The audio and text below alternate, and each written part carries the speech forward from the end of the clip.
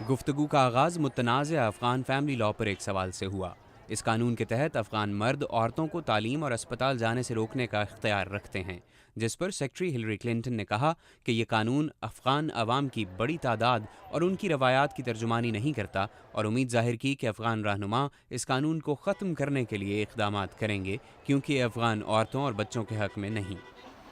دہشت گردوں کے خلاف آپریشنز میں عام شہریوں کی ہلاکتوں کے بارے میں ایک سوال کا جواب دیتے ہوئے ہلری کلنٹن کا کہنا تھا کہ ایسے واقعات افسوسناک ہوتے ہیں، مگر جب مقابلہ دہشت گردوں سے ہو تو ایسے واقعات پیش آتے ہیں کیونکہ یہ لوگ مقامی آبادیوں میں رہتے ہیں۔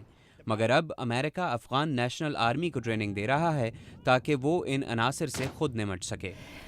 Civilian casualties are something we are working very hard with the government of Afghanistan to عام prevent. شہریوں کو ہلاکتوں سے بچانے کے لیے ہم افغان حکومت کے ساتھ مل کر سخت کوششیں کر رہے ہیں۔ ایسے سانحات کے بعد سے فوجی حکمت عملی اور آپریشنز میں تبدیلی لائی گئی ہے۔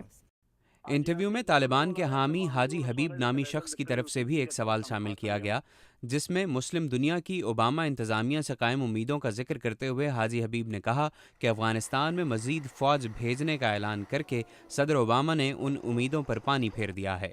اس پر سیکرٹری ہلری کلنٹن کا کہنا تھا کہ صدر اوباما نے جو تبدیلیاں کی ہیں ان پر مسلم دنیا کے جذبات بدلے ہیں۔ صدر اوباما اور میں خود دوسروں کی بات سننے پر زور دے رہے ہیں، نہ کہ انہیں بتانے پر، اور ہم دوسروں کے نقطہ نظر کا احترام کرتے ہیں۔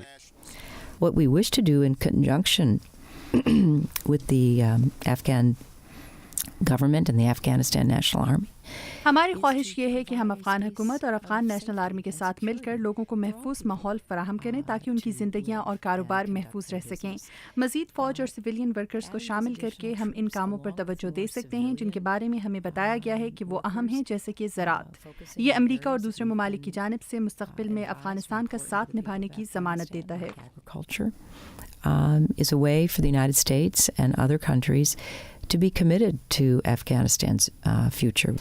افغانستان میں موجود چیلنجز کا ذکر ہو تو حکومت کے اندر ایسے عناصر کو نظر انداز نہیں کیا جا سکتا جن پر بدعنوانیوں کے الزامات ہیں، اور افغان عوام کے مطابق ان میں سے بہت سے لوگ قتل، سمگلنگ اور منشیات کے کاروبار میں بھی ملوث ہیں۔ کئی ماہرین کے مطابق افغانستان میں ناکامیوں کی ایک وجہ حکومت کے اندر موجود کرپشن ہے۔ I think corruption is a major problem in Afghanistan. میرا خیال ہے کہ کرپشن افغانستان میں ایک بڑا مسئلہ ہے اور ہم نے اس حوالے سے بات کی ہے۔ صدر اوباما نے بھی اس حوالے سے بات کی ہے۔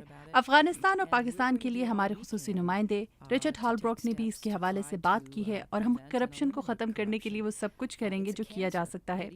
یہ ایک کینسر ہے، یہ لوگوں کا اپنے حکومت پر سے اعتماد ختم کر دیتا ہے۔ صدر اوباما کی نئی افغان پالیسی کا ذکر کرتے ہوئے ہلری کلنٹن نے کہا کہ اس کی کامیابی کا انحصار افغان عوام کے رویے پر ہے، اور افغان عوام ان بیرونی طاقتوں کا ساتھ نہ دیں جو افغانستان کو مستحکم نہیں دیکھنا چاہتیں۔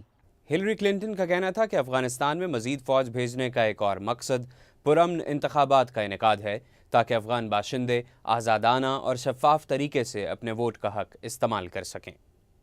محمد عاطف، اردو VOA، واشنگٹن۔